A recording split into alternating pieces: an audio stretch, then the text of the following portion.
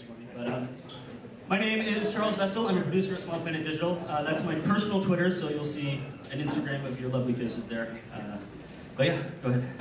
So Small Planet, we're a smartphone and tablet agency founded in 2009. We're about 25 people, half of whom I think are in the room, based in Brooklyn.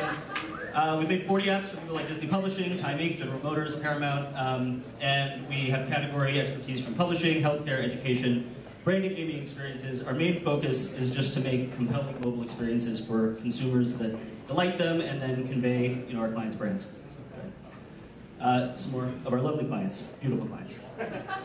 So this project, Disneyland Explorer, was from Walt Disney Parks and Resorts. They came to us with a pretty wide open brief with some marketing objectives to engage and delight their users. That's what Disney's all about. Their users being both adults and children, so it's a family app. They wanted to convey the depth and the breadth of the whole Disneyland resort. So that's Disneyland Park, California Adventure, the hotels, and the downtown Disney shopping district. And they wanted to drive home the message that to visit the resort, you truly need a multi-day experience. So you can't just go there for a day trip and go home. You need to stay in the park, you need to go to the shops, you need to see a movie, and you need to spend at least 2 days at the entire resort. So where do we fit in? A lot of things have been done before. There have been planning apps, there have been interactive brochures and maps and tour guides and things that are kind of for the at-the-park experience and that are very utilitarian. We want to do something a little different, get people excited at the top of the funnel before they make the decision to go to the park.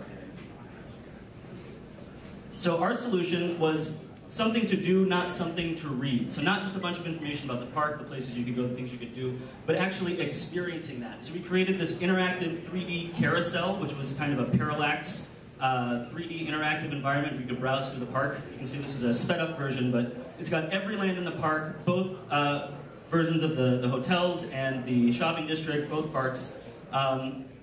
We also had mini games and activities for several of these attractions. And then a goal was also to really engage the consumer on their level, so to have copy that was in the right tone, it represented the spirit of the attraction, it wasn't kind of a hard sell. So, So in the carousel, we have 15,000 photos that we took in our trips to go. We went on multiple trips. It's all custom photography, it's not stock photography, it's not from their marketing department. We went out there, we shot it, we cropped it, we did all the Photoshop, we put it in there. 150 things you can touch on to get information about the attractions, to see photos and videos and slideshows, as well as mini games and activities. And most importantly, it's really freaking big. If you print out every screen and put it next to each other, it's 60 feet all the way around, and there's no way you can look at it and not go, there are a heck of a lot of things to do at the Disneyland Resort. So part of that content, every attraction has something you can see. We have 500 slideshow images in there for over 100 of the attractions. We have copy that's really, it's talking from the voice of the attraction. So Space Mountain is from Space Mountain, Indiana Jones is Adventure. And we have 12 videos in there so you get that extra flavor for those things that don't have the richer treatments as well. Go ahead. One important message to convey was the time of day aspect of visiting the park and how you progress through the park. So to really get the message home that you need more than one day at the resort, we have this subtle movement as you scroll through the park. And Dimitri, you're going to hit the video. The time of day changes as you go through, and so you see you spend one day in Disneyland Park, you spend the night in Tomorrowland and the hotels, next day you wake up, you go through California Adventure, and then you spend your second evening at Disneyland Park, back to Main Street, do it again, get the monthly pass, you're fine. So we also had 18 interactive mini games, activities, whatever you want to call them. We were looking at them as toy-like activities, so things that you can engage with repeatedly. It's not just a piece of content, it's something you can go back to. You can shoot cannons at Pirates of the Caribbean, you can touch things at Mickey's house and make the accordion hands go, view old videos, play with Ariel, Little Mermaid, find the Yeti, visit the Death Star, all the fun stuff you can do at Disneyland. So a lot of interactives you can go back to. You want to go on? How to do? Pretty well. We were #1 in 10 countries for a couple weeks, over 2,500 5-star reviews, and one interesting thing to note is that we're getting a lot of retention. People come back to it. Over half our users come back to it after 30 days, all the way down to over a quarter of our users after 150 days are still coming back to the app. So there's a lot of content there that keeps people engaged with the brand continuously. User comments, people love it. People say it's a great app, it says it reminds them to go to the park. This is one of our favorites. This app is as magical as the real thing. What would be proud? And that's really what we're going for, is brand engagement, connecting with that Disney part of the brain and tickling it and getting people to think about Disney continuously, Disneyland Resort, and go to the park. That's it.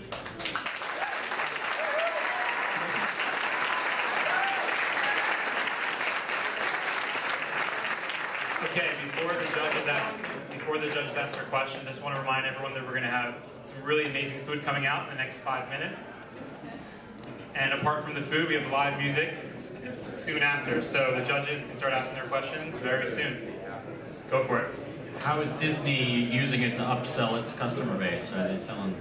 So there are a few things with that, but it's geared towards children in a lot of ways, obviously, so there's not a lot of tracking for what the flow-through is for the sell. It's really just to drive brand awareness, brand engagement, get people really involved with the brands. We don't have numbers on how it's driving it, but we see people on Twitter, on Facebook, they got tons and tons of likes. It was featured on the App Store. People are engaging with the brand, and that's really what the focus was. And how are they promoting it? For you? We promoted it some. They're Disney. They have their machine, and it goes out to, it's all on the blogs, the mommy blogs, all that stuff. Yeah.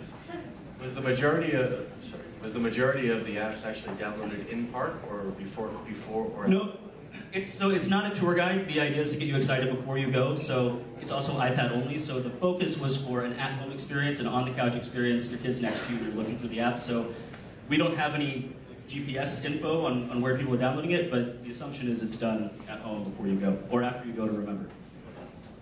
And since you talk about the Disney machine, do you know if they're ever sampling visitors and asking like if they're using the app, or if that's how they found out about anything? If they are, we don't know about it, but I would assume so. What sort of mobile tech did you guys use to build the app? Is it all native? It's all native, so we have our own in-house tools that we built. So we had our designers who are here build these 3D layered environments based on the photography that then we basically move a virtual camera through it, and it loads in the next lands as you're going, so it's a seamless experience. Thank you. Anybody else?